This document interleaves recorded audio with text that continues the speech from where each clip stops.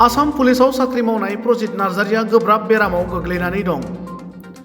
दुखुनांथाव बाथ्रादि आसाम पुलिसाव साख्रि मावनायजों लोगोसे बर' सावथुन मुलुगाव मैखोमै फाव खालामबोनानै थाख्लाय मुङै बयजोंबो मिथिसार जानाय क'क्राझारनि थागिबि बर'नि फिसा प्रजित नार्जारिया बावैसो सान सिगांनिफ्रायनो बेरामाव गोग्लैनानै फाहामथाय लाबाय थानांदोंमोनब्लाबो मोजाङाव फैयाखै। बेबादिनो मैया हरखाब थै गोमानानै बिथांनि देहाया लोरबां जानायाव दा बङाइगावनि सेन्ट आगस्टिन हस्पिटालाव प्रजित नार्जारि बिथांखौ फाहामथाय होबाय थानाय जादों।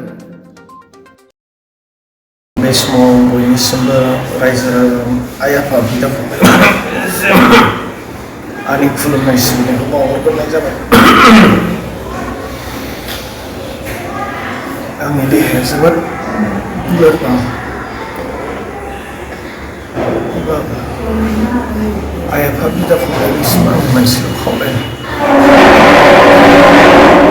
दिनै आंहा जोबोद देहानि सैलानाय,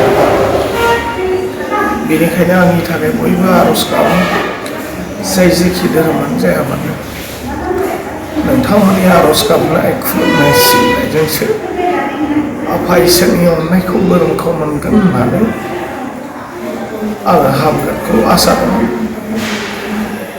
आङो दा जोबोद गोबावसैमोन माखासे खोथाफोरखौ आं उसुबिदाफोरखौ आंनि आंगो लोगोफ्रा मिथिजोबो।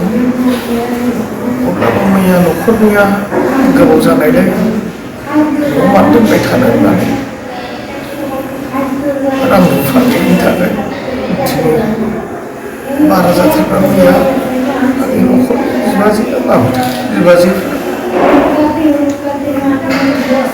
आंना मोनसेल' खावलायनाय रायजो राजाफोरनिसिम बयनिबो आर'ज गाबनायखौ आंनो नांसिगौ, जाहाथे बे आर'ज गाबनायजों आंनि बे गाज्रि लोमजादों बुस्थुआ आंना थामिया जादों, जे बुस्थुआ लोमजादों दा बयखौबो आं बेखौनो गुरै आर'ज खालामनाय जाबाय, जाहाथे इसोरनाव आर'ज खालामनानै आंनि देहाया सुस्थ' जानानै आङो फिन खेबसेबाव नोंथांमोनजों नुजानानै आङो अराय सम रंजा बाजायै नोंथांमोनजों थाफानो हानाय बायदि आंनि खावलायनाय एसेनोसै। गोजोन्थों। आं दा आगस्टिनाव दंफैयो। गोजोन्थों।